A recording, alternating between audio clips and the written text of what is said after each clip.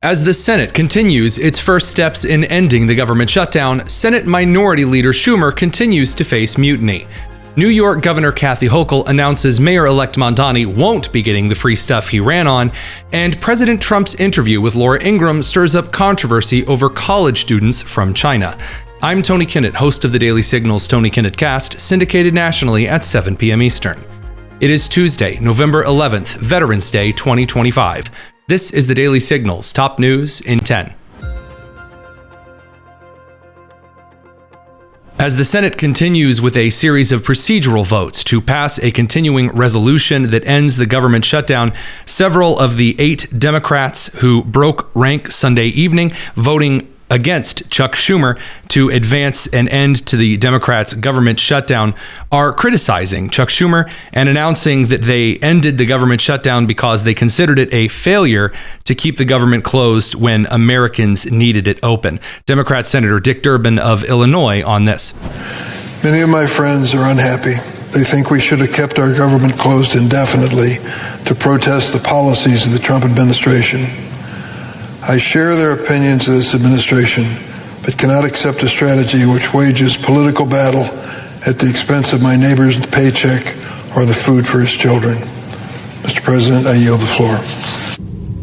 While Democrat Senator Tim Kaine of Virginia would have had an opportunity to say that this was about making sure that his constituents in Virginia were brought back to work as federal workers, he didn't exactly take his time on camera to articulate this. Do you wish that you would have started looking for this off-ramp sooner? You said that Republicans were never going to change in their position. I didn't fully understand how dug in they were, again, because I was so focused on the Virginia elections. I wasn't in this discussion on the healthcare to see how dug in they were. But even as I was not part of these discussions, I was saying to Thune and others on the floor going back, listen, I need you. Some of you heard me say this in the hall. I need a moratorium on mischief. Others are working on the healthcare thing. I trust them. Others are working on the approach thing. I trust them. I need a moratorium on mischief, because if we vote to open and then the immediate step next week is Donald Trump fires a lot more people, it's going to blow up trust to get the full year deal. And so I've been preaching this moratorium on mischief for a month, but I think partly why did they finally give me the moratorium on mischief on RIFs? They needed my vote, but they also saw the election on Tuesday. Meanwhile, Senator Bernie Sanders went straight for the jugular. Tonight, 8 Democrats voted with the Republicans to allow them to go forward on this continuing resolution. And to my mind, this was a very, very bad vote.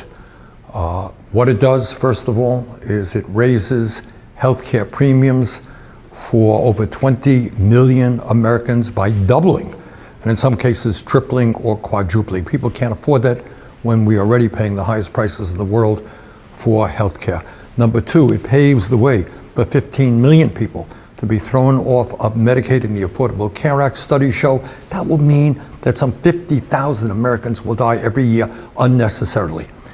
And all of that was done to give $1 trillion in tax breaks to the 1%. As everybody knows, just on Tuesday, we had an election all over this country. And what the election showed is that the American people want us to stand up to Trumpism, to his war against working class people, to his authoritarianism. That is what the American people wanted, but tonight, that is not what happened. So we've got to go forward, do the best that we can to try to protect working class people, to make sure that the United States not only does not throw people off of health care, but ends the absurdity of being the only major country on earth that doesn't guarantee health care to all people. We got a lot of work to do. But to be honest with you, tonight was not a good night. Thank you. Representative Ro Khanna of California announced he'd lost all faith in Chuck Schumer. So you're absolutely right. I mean, look, this was the straw that broke the camel's back. You had Chuck Schumer cheerleading into the war in Iraq. You've had Chuck Schumer cheerleading for a blank check to Netanyahu. You've had Chuck Schumer betraying us on the first shutdown. You then had Chuck Schumer given multiple opportunities after Zoran won the primary to at least endorse him, even if it was a pro forma endorsement. He doesn't do that. And now he's not even willing to fight to make sure that the ACA subsidies don't increase. So to your earlier question about Are there difficult questions on SNAP benefits and troop pay? Of course there are. And maybe if this was the only context, Chuck Schumer would have some grace and goodwill and say, okay, we disagree with this deal, but it's not enough to call for you to step down. But this is the culmination of someone who just doesn't get it, who doesn't get how much people are hurting, who doesn't get where the base of this party is, who doesn't get how upset this party has been that we're giving all this money to overseas wars and not doing health care here, who certainly is never going to support Medicare for all. He's just out of touch. He's not the future of the party. As did Massachusetts Representative and candidate for U.S. Senate Seth Moulton. Do you think that Chuck Schumer should step aside now and let someone else lead Democrats in the Senate? I think it would be better. I think it'd be better than the status quo. And I hear this from Democrats all across Massachusetts. Everywhere I go, people say there's a leadership vacuum right now in the Democratic Party.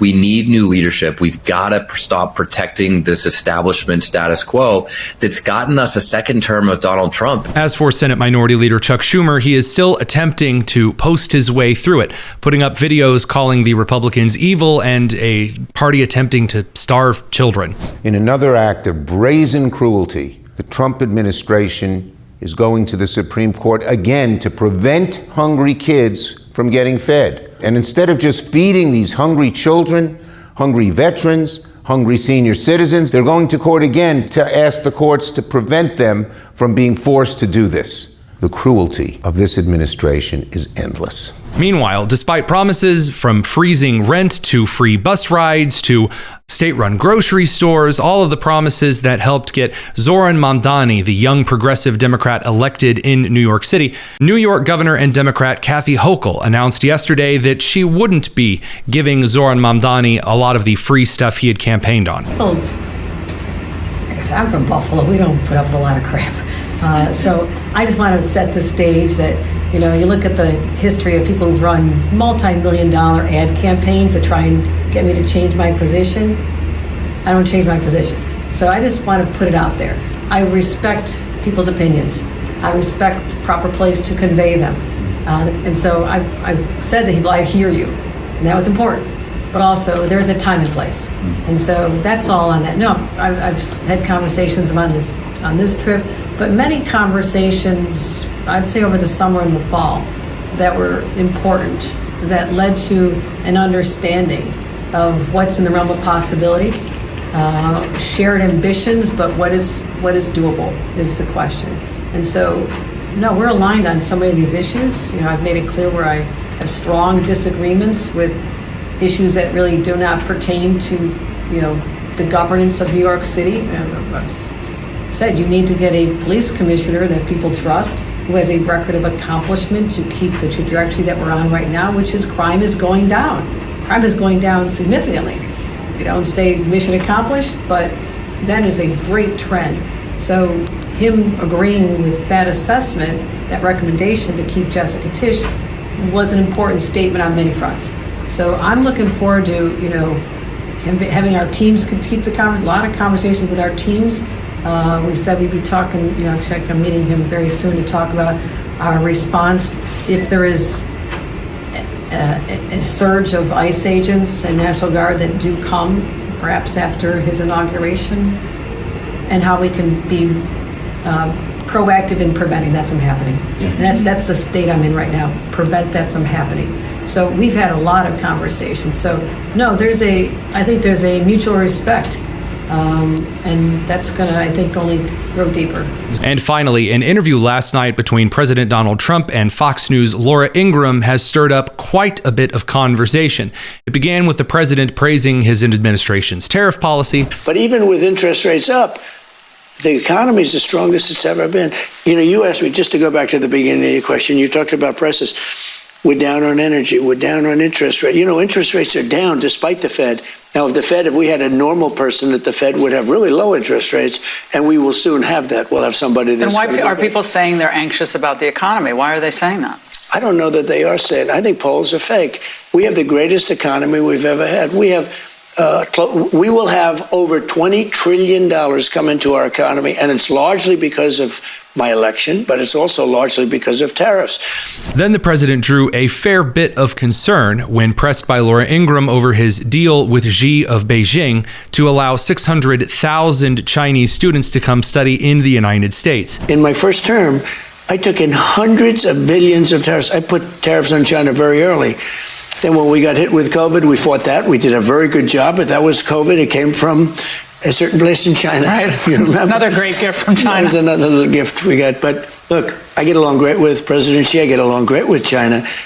But the only way you're going to get along well with China is you have to deal from a position of strength. We have tremendous strength because of tariffs. We have tremendous strength because of what I've done. I've rebuilt our military. And they have a lot of missiles, but we have a lot of missiles too. And they don't want to mess around with us, I can tell you that. A lot of MAGA. Before you go, head down to the description and make sure you're subscribed to the Tony Kinnett Cast. And join us tonight at 7 p.m. Eastern over on the live stream for a roundup of the day's news and nonsense. We wish you from the Daily Signal a very blessed Veterans Day. Thank you to those who continually serve our country and have given so much to keep her free. I'm Tony Kinnett, and this has been the Daily Signal's top news in 10. Take care.